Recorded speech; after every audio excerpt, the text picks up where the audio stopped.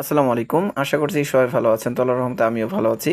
তো আপনারা কিন্তু ইতিমধ্যে থাম্বনেল দেখে বুঝতে পারছেন আজকে কোন বিষয়টি বা টপিকটি নিয়ে আলোচনা করব। আজকে আলোচনা করব হিসাব মহানিয়ন্ত্রকের কার্যালয়ে যে নতুন একটি বিজ্ঞপ্তি প্রকাশিত হয়েছে সেখানে একটি গুরুত্বপূর্ণ পোস্ট রয়েছে। সেই পোস্টটি কিন্তু আপনারা স্ক্রিনে দেখতে পাচ্ছেন। তো এখানে দেখতে পাচ্ছেন যে শর্টার। তো এই শর্টার পোস্টের বিস্তারিত বিষয় কিন্তু আপনারা জানতে পারবেন।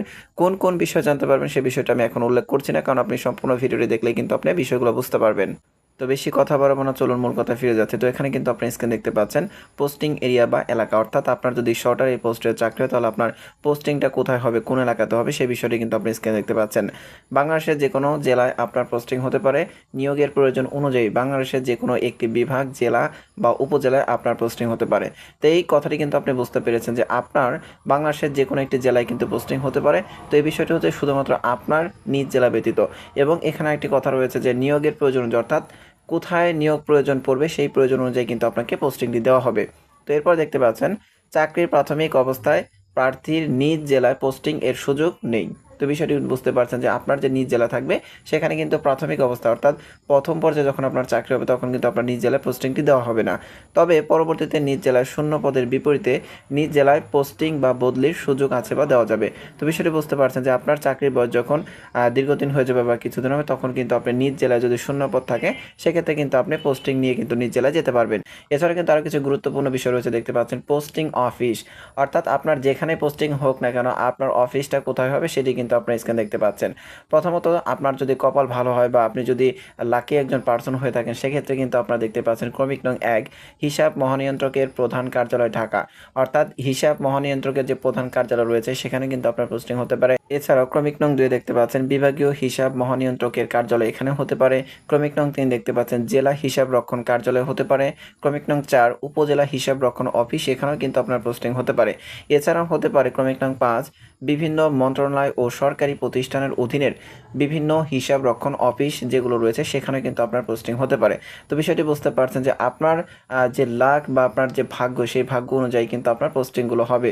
তো আশা রাখছি বিষয়টি বুঝতে পেরেছেন। তো এখানে দেখতে পাচ্ছেন শর্টার পদের কাজ বা কার্যসমূহ। প্রথম যে ক্রমিকটি রয়েছে আপনার স্ক্রিনে দেখতে পাচ্ছেন ক্রমিক নং 1 অফিসে আগত ও প্রেরিত ডাক, নথিপত্র ও ফাইল বাছাই করা বা শর্টিং করা।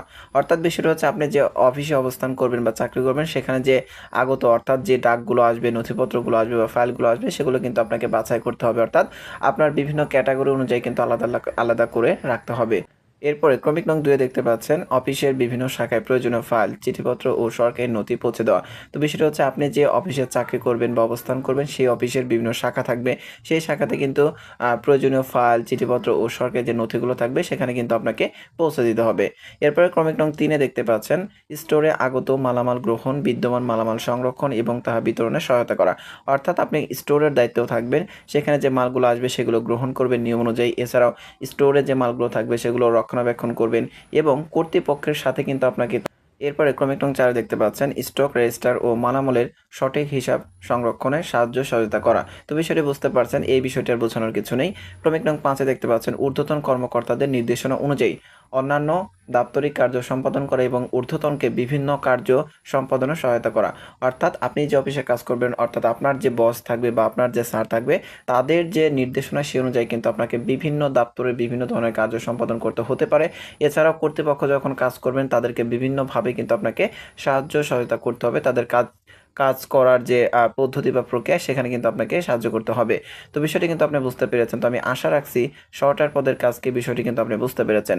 এছাড়াও কিন্তু আরও কিছু গুরুত্বপূর্ণ বিষয় রয়েছে। তো আপনারা কিন্তু স্ক্রিন দেখতে পাচ্ছেন। তো এখানে দেওয়া রয়েছে একজন শর্টারের মাসিক সর্বনিম্ন বেতন, অর্থাৎ একজন শর্টার যে নতুন বিজ্ঞপ্তি অনুযায়ী কত টাকা বেতন পাবেন। তো এখানে দেখতে পাচ্ছেন মূল বেতন হবে দেওয়া রয়েছে ৮,৫০০ টাকা, বাড়ি ভাড়া ৫,৬০০ টাকা, চিকিৎসা ভাতা দেখতে পাচ্ছেন ১৫০০ টাকা, শিক্ষা ভাতা ১৫০০ টাকা, টিফিন ভাতা ২০০ টাকা এবং বিশেষ সুবিধা পাবেন ১,০০০ টাকা। এবং সর্বনিম্ন একজন শর্টার মাসিক বেতন পাবেন দেখতে পাচ্ছেন ১৭,৮০০ টাকা কিন্তু বেতন পাবেন। তো এখন কিন্তু অনেকে প্রশ্ন করতে পারবেন যে ভাই এত কম কেন? আমরা জানি যে পে স্কেল কিন্তু বৃদ্ধি পেয়েছে। তো সেই বিষয়টি যদি আমরা একটু ক্লিয়ার করি সেটি হচ্ছে যে এই যে বিজ্ঞপ্তি, অর্থাৎ কর্তৃপক্ষ যে বিজ্ঞপ্তিটি প্রকাশ করেছেন সেখানে কিন্তু এই ক্যাটাগরিতেই কিন্তু উনি অর্থাৎ উনারা কিন্তু এই ক্যাটাগরিতেই কিন্তু আপনার বেতন যে স্কেলটা সেটি উল্লেখ করেছেন। তো বিষয়টি কিন্তু আপনারা বুঝতে পারছেন যে কর্তৃপক্ষ যেভাবে উল্লেখ করেছেন আমি কিন্তু সেইভাবে আপনাদের কাছে সঠিক তথ্যগুলো উপস্থাপন করেছি। এছাড়া একটি গুরুত্বপূর্ণ বিষয় থাকে, সেটা হচ্ছে আপনার প্রমোশন বা পদোন্নতি হবে কিনা। অবশ্যই এই পোস্টটিতে গুরুত্বপূর্ণ প্রমোশন বা পদোন্নতি রয়েছে। তো আপনারা কিন্তু স্ক্রিনে এখন দেখতে পাচ্ছেন গণপ্রজাতন্ত্রী বাংলাদেশ সরকার হিসাব মহানিয়ন্ত্রকের কার্যালয়। তো এখানে দেখতে পাচ্ছেন সরকার পদের প্রমোশন বা পদোন্নতি। তো দেখতে পাচ্ছেন ৩টি পোস্টে কিন্তু আপনি প্রমোশন পাবেন। তো প্রথম যে বিষয়টি রয়েছে দেখতে পাচ্ছেন ক্রমিক নং প্রমোশন বা চাকরির বয়স। এরপর হচ্ছে শর্টার। তো শর্টার পোস্ট সম্পর্কে কিন্তু বিস্তারিত আলোচনা করা হয়েছে। তারপরে বলি, আপনি শর্টার পোস্টে যদি চাকরি পান সেক্ষেত্রে আপনাকে ১৯তম গ্রেডে বেতন দেওয়া হবে। সর্বনিম্ন বেতন হবে ৮,৫০০ টাকা, সর্বোচ্চ ২০,৫৭০ টাকা পর্যন্ত।